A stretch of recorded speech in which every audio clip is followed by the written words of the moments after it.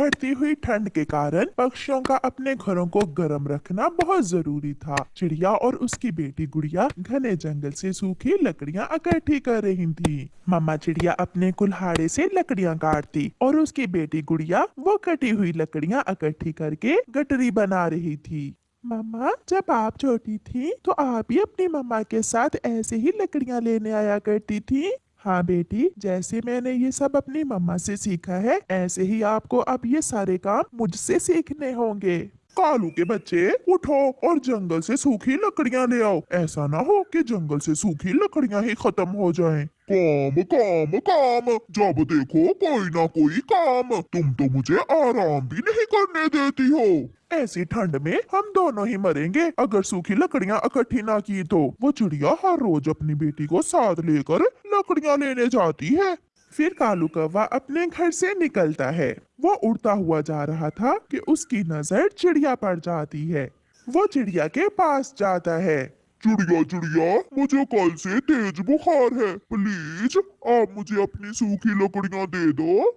ये सब तुम्हारी काम ना करने के बहाने हैं, आलसी कौवे। चल भाग यहाँ से। आप अपने लिए खुद से लकड़ियां भी तो काट सकते हैं। छोड़ो बेटी, हम इसके मुंह नहीं लगेंगे। दो लकड़ियां क्या मांग ली? चू चू ही किए जा रही हो छोटी चिड़िया। देखूंगा तुम भी कैसे इन लकड़ियों से आग जलाती हो। चिड़िया अपनी लकड़ियां उठाकर वहां से चली जाती है। कालू कौवा भी वो छोटी छोटी लकड़ियां जो वहां गिरी हुई थी वो इकट्ठी करता है।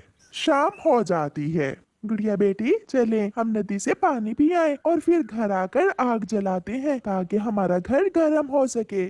मम्मा और उसकी बेटी नदी पर जाती हैं। आज तो शाम होते ही आसमान से हल्की हल्की बर्फ रुई की मानिंद गिर रही थी। छुपा हुआ कालू कौवा चिड़िया और उसकी बेटी को जाता हुआ देखकर चिड़िया के घर में घुस जाता है और उनकी सूखी लकड़ियों पर पानी गिरा देता है। बहुत चू चू करती थी वो चिड़िया। अब मैं देखता हूँ वो कैसे इन गीली लकड़ियों से आग जलाएगी। कौवा वहां से भाग जाता है। अपने घर में आग जलाकर कौवा और कौवी बैठे हुए थे। गोरी गोरी, मैंने भी उस चिड़िया की सारी ही लकड़ियां गीली कर दी। कालू, बहुत मजा आएगा जब चिड़िया रोती हुई हमारे घर आएगी। गुड़िया बेटी, मैं कब से आग जला रही हूँ मगर लकड़ियों को आग लग ही नहीं रही। मम्मा, मगर हमारी लकड़ियाँ तो सूखी हुई थी, फिर इन लकड़ियों को आग क्यों नहीं लग रही? मुझे लगता है हमें इन लकड़ियों को आग लगाने के लिए कुछ छोटी लकड़ियों की जरूरत होगी। मैं अभी अपने पड़ोसी से कुछ छोटी और सूखी लकड़ियां मांग कर लाती हूँ। चिड़िया कबूतर के पास जाती है। कबूतर भैया, मुझे कुछ छोटी लकड़ियां दे दो। मेरी लकड़ियां बड़ी हैं, शायद गीली भी, उनको आग नहीं लग रही। मेरी बेटी को ठंड लग रही है। चिड़िया बहन, मेरे पास तो लकड़ियां नहीं है, मेरे पास तो हीटर है घर में। चिड़िया वहाँ से चली जाती है। चिड़िया कौवे के पास जाती है। कौवे, क्या तुम्हारे पास कुछ छोटी और सूखी लकड़ियां हैं? चलो चलो भाग यहाँ से, बड़ी आई लकड़ियां लेने वाली। मैंने कहा था ना कि तुम भी उन लकड़ियों से आग नहीं जला सकोगी। चिड़िया रोती हुई वापस घर जा रही थी कि उसे कोई आवाज सुनाई देती है। चिड़िया चिड़िया, रुको रुको चिड़िया। चिड़िया रुक जाती है। मैं जंगल की परी हूँ, ये सब उस दुष्ट कौवे ने किया है। उसी ने तुम्हारी सूखी हुई लकड़ियों पर पानी गिराया है ताकि तुम ठंड से मर जाओ। जंगल की अच्छी परी, वो मेरा पड़ोसी हमेशा मुझे तंग करता है। जो किसी का बुरा चाहे हमेशा उसका अपना ही बुरा होता है। आप ये हीटर ले जाओ, ये जादुई हीटर है। इस हीटर से तुम्हारा घर मिनटों में गर्म हो जाएगा। ये सुनकर चिड़िया बहुत खुश होती है और वो जादुई हीटर लेकर अपने घर चली जाती है। अब उनका घर अच्छे से गर्म हो चुका था। मम्मा, अब तो हमें लकड़ियाँ भी इकट्ठी नहीं करना पड़ेंगी। ये जादुई हीटर तो कमाल का है। हाँ बेटी, उस कौवे ने हमारा बुरा चाहा मगर ऊपर वाले ने हमारी मदद की। फिर वो माँ बेटी अपने गर्म घर में मीठी नींद सो जाती हैं।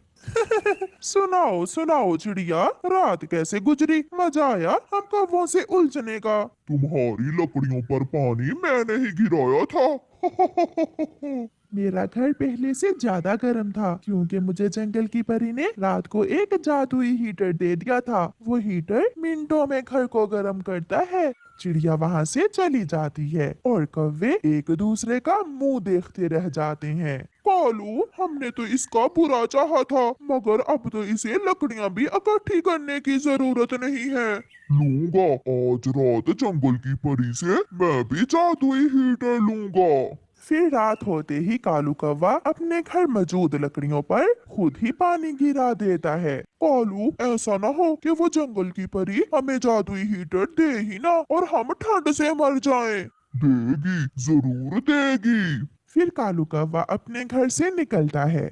वो थोड़ी दूर जाकर एक पेड़ के पास बैठकर रोने लग जाता है।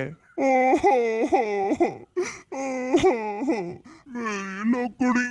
मेरी लकड़ियाँ गीली हो गई है, मैं मर जाऊंगा। मैं और मेरी पत्नी मर जाएंगे ठंड से, कोई मेरी मदद करे। ये सुनकर जंगल की परी वहाँ आ जाती है। कौवे, मैंने सब सुन लिया है, क्या तुम भी एक अच्छे पक्षी हो? हाँ, मैं बहुत दयालु हूँ, मैं बहुत ईमानदार और मेहनती हूँ, मेरी मदद करो जंगल की परी। कौवे, क्या तुमने कभी किसी को परेशान तो नहीं किया? ना ना, माँ ने कहा था कि कभी किसी को तंग ना करना बेटा। तो फिर ये लो, ये हीटर जादुई है, ये तुम्हें तुम्हारे कर्मों का बदला देगा। कौवा बहुत खुश होता है और खुशी खुशी वो जादुई हीटर लेकर वहाँ से चला जाता है। गोरी, ले आया, मैं भी जंगल की परी से जादुई हीटर ले आया। मैं ऐसे रोया, आहा, मैं ऐसे रोया, आहा, मैंने अच्छे से नाटक किया और उस परी ने मुझे भी ये जादुई हीटर दे दिया। कालू जी, अब जल्दी से इसे चलाओ। फिर कालू उस हीटर के बटन को ऑन करता है, मगर उस हीटर में से तो ठंडी हवा आने लगती है। ये क्या गोरी, ये हीटर तो ठंडी हवा दे रहा है। कालू, कालू, इस हीटर को जल्दी से बंद कर दो, मैं मर जाऊंगी, बहुत ठंडी हवा है। जादुई हीटर जरूर हूँ, मगर कौवा याद रखना, मैं बुरे पक्षियों की मदद नहीं करता। तुम बुरे हो, आलसी हो और हमेशा दूसरों को तंग करते हो। फिर कौवा और कौवी सारी रात ठंड में मरते रहते हैं और वो कांप कांप कर रात गुजारते हैं, क्योंकि उन्होंने तो अपनी लकड़ियां भी गीली कर ली थी। प्यारे दोस्तों, इस कहानी को लाइक करना बिल्कुल मत भूलना। आपका धन्यवाद। पुराने जमाने की बात है, दूर किसी जंगल में सभी पक्षियों ने अपने अपने घरों में फलदार पेड़ लगाए हुए थे, जिससे उन्हें भोजन की कोई भी चिंता न होती। तोते का अमरूद का पेड़ हरा भरा था और उस पर बड़े बड़े मीठे अमरूद लगे हुए थे। कबूतर चाचा तो बहुत मेहनती था, उसने तो अपने लिए तरबूज की बेलें लगाई हुई थी। पड़ोसी चिड़िया का आमों का पेड़ एक विशाल पेड़ था जो आमों से भरा हुआ था। ऐसे सब पक्षी बहुत खुश थे। उसी जंगल में एक कौवा और कौवी भी रहते थे, जो बहुत आलसी थे और निकम्मे थे। उन्होंने अपने घर के पास आम का पेड़ तो लगाया हुआ था, मगर वो सेवा न करते, वो पेड़ सूख गया था। आज कालू कौवे की पत्नी गोरी कौवी अपने पति से कहती है, कालू जी, अब कोई भी पक्षी हमें भोजन नहीं देता, क्योंकि हम आलसी हैं। तुम जाओ और मेरी माँ से कुछ भोजन ले आओ। 2 रोटियां बनाकर मुझे बांधो, अगर रास्ते में मुझे भूख लगी तो खा लूंगा। मुझे पता है तुम भूखे पेड़ कहाँ उड़ सकते हो, मैंने रोटियां पकाकर इस कपड़े में बांध दी है, अब तुम जाओ। फिर कालू कौवा अपनी पत्नी से रोटी पकड़ता है और घर से निकलता है। रास्ते में जाते हुए कौवे का ध्यान तो बार बार रोटी की तरफ जा रहा था। भूख भी लगी है, मैं पहले इस पेड़ के नीचे बैठकर रोटी खा लेता हूँ और फिर बाद में बाकी का सफर करूँगा। ये सोचकर कालू कौवा एक पेड़ के नीचे बैठ जाता है। वो अभी रोटी खाना शुरू ही करता है कि वहाँ एक बूढ़ी फाख्ता आ जाती है। कौवे बेटा, मैं इस सूखे पेड़ के तने में रहती हूँ, मैं कल से भूखी हूँ, मुझे कुछ खाने को दो। कौवा था तो बहुत लालची, मगर उसके पास 2 रोटियां थी। वो उनमें से एक रोटी बूढ़ी फाख्ता को दे देता है। लो बूढ़ी माँ जी, मेरे पास 2 रोटियां हैं, एक आप खा लो, एक मैं खा लेता हूँ। बूढ़ी फाख्ता कौवे से रोटी लेकर खा लेती है। तुम बहुत अच्छे कौवे हो, मैं तुमसे बहुत खुश हुई हूँ। मैं तुम्हारी एक इच्छा पूरी कर सकती हूँ बेटा, बताओ क्या मांगना चाहते हो। ये सुनकर कौवा बहुत खुश होता है। सच? क्या सच में माँ जी? हाँ कौवे बेटा, मांगो, तुम क्या चाहते हो। तो माँ जी, मेरे घर के पास एक आमों का पेड़ है, वो सूखा हुआ है, आप उसे हरा कर दें और उस पर मीठे मीठे आम भी लग जाए। जाओ कौवे बेटा, तुम घर जाओ, तुम्हारे घर पहुँचने से पहले पहले तुमने जो मांगा है तुम्हें मिल जाएगा। कालू कौवा खुशी खुशी वहाँ से घर वापिस उड़ता है। दूर से ही कौवा अपना सूखा हुआ पेड़ हरा भरा देखकर बहुत खुश होता है। गोरी, गोरी कहाँ हो? बाहर आओ, जल्दी बाहर आओ। गोरी भी घर से बाहर आ जाती है। हाय मैं मर गई कालू जी, ये हमारा पेड़ कैसे हरा भरा हो गया और इस पर तो मीठे मीठे आम भी लगे हुए हैं। फिर कालू कौवा अपनी पत्नी को सारी बात बताता है। मैंने उस बूढ़ी माँ जी को एक रोटी दी और उसने मेरी एक इच्छा पूरी कर दी। अब तो खुश होना, हमारे भोजन की चिंता खत्म हुई। हाँ कालू जी, अब तो हम मजे मजे से मीठे मीठे आम खाएंगे। रात को गोरी अपने घोंसले में लेटी हुई थी तो गोरी कालू से कहती है, पति जी एक बात कहूँ। कहो कहो गोरी, क्या बात है। ये घर बहुत पुराना है, क्या हो अगर वो बूढ़ी फाख्ता हमें एक नया और बड़ा घर भी दे दे। इसके लिए तो कल मुझे फिर रोटी लेकर जाना होगा उसी जगह पर। मैं भी कालू जी, मैं भी साथ जाऊंगी। फिर दूसरे दिन वो ऐसा ही करते हैं। कालू की पत्नी एक रोटी बनाती है और वो पति पत्नी रोटी लेकर घर से निकलते हैं। गोरी और कालू कल वाली उसी जगह पहुंच जाते हैं। कालू रोटी कपड़े से निकाल कर रखता है और आवाज देता है, बूढ़ी माँ जी, बूढ़ी माँ जी आए और रोटी खा ले। कालू जी क्या आएगी वो बूढ़ी माँ जी? वो सामने वाले पेड़ के तने में रहती है वो बूढ़ी माँ जी, वो मेरी आवाज सुनकर जरूर आएगी। फिर उसी पेड़ के तने में से वो बूढ़ी फाख्ता निकल कर आती है। कौवे बेटा, मुझे तो आज भूख नहीं है। माँ जी आप खाकर तो देखें, आज मैंने देसी घी वाला पराठा बनाया है आपके लिए। फिर कौवे के कहने पर वो बूढ़ी फाख्ता रोटी खा लेती है। बोल बोल बूढ़ी माँ जी, अब बोल भी। गोरी दिल ही दिल में ऐसा कहती है। कौवे और कौवी, मैं एक रोटी के बदले सब पक्षियों की एक इच्छा पूरी करती हूँ, मांगो, तुम क्या मांगते हो। घर, नया घर बना दे हमारे लिए, ऐसा घर जिसे देखकर सब पक्षी हैरान हो जाए, मेरे मैके वाले भी खुश हो जाए मेरा घर देखकर। गोरी ऐसे एक ही सांस में सब कहती है। आप वापिस जाओ, आपके जाने से पहले पहले नया घर बन जाएगा। ये सुनकर कौवा और कौवी बहुत खुश होते हैं और वो वापिस उड़ते हैं। उनका घर नया बन चुका था, जिसे देखकर कौवा और कौवी बहुत खुश होते हैं।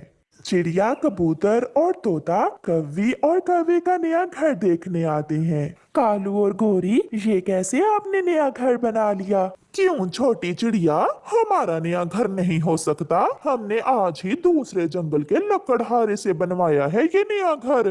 कालू, अगर इतने ही पैसे थे तुम्हारे पास तो मेरा उधार ही चुका देते। कालू चुप रहता है मगर गोरी बोलती है, ओए गंदी आंखों वाले मोटे कबूतर, चल भाग यहाँ से। अब हम पहले वाले आवारा और आलसी कौवे नहीं रहे, अब हम अमीर कौवे बन गए हैं, लुटा देंगे तुम्हारे पैसे भी। और मोटी चोंच वाले तोते, अपनी चोंच बंद ही रखना, कहीं नजर ना लगा देना मेरे घर को। सब पक्षी शर्मिंदा होकर वहाँ से चले जाते हैं।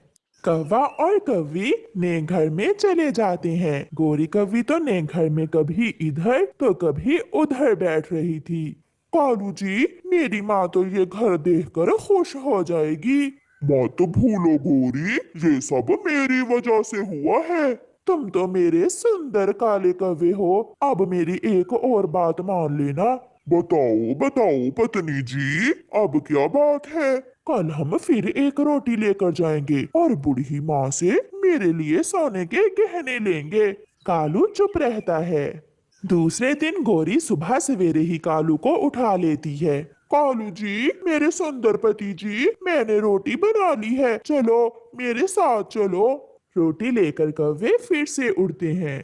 उसी जगह पहुंचकर कालू और गोरी बूढ़ी माँ को बुलाते हैं। माँ जी, जल्दी से आ जाए, आज मैं आपके लिए आलू वाला पराठा लाई हूँ। नहीं कवि बेटी, आज मैं तुम्हारी कोई इच्छा नहीं पूरी कर सकती, क्योंकि अब मेरी शक्ति खत्म हो गई है।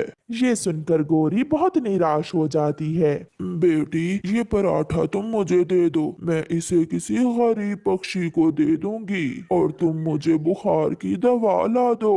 ये कहकर बूढ़ी फाख्ता पेड़ के तने में चली जाती है। बुढ़िया कहेंगी, चल कालू घर चलें, अब हमें इस बुढ़िया से क्या लेना देना। फिर वो वापस घर आते हैं। मगर जब वो वापस आते हैं तो उनका पेड़ भी सूख चुका था और घर भी टूट चुका था। कौवा और कौवी वहाँ बैठकर रोने लग जाते हैं। कालू, कालू, बहुत बुरा हुआ, सब चला गया, जो आया था सब चला गया। वो बूढ़ी फाख्ता वहाँ आती है। लालची और खुदगर्ज पक्षियों का यही अंजाम होता है। ऐसा कहकर वो बूढ़ी फाख्ता वहाँ से गायब हो जाती है। कौवा और कौवी रोते रह जाते हैं। प्यारे दोस्तों, इस कहानी से हमें सीख मिलती है कि कभी लालच ना करो, क्योंकि ज्यादा के लालच में थोड़े से भी हाथ धोना पड़ता है। आपका धन्यवाद।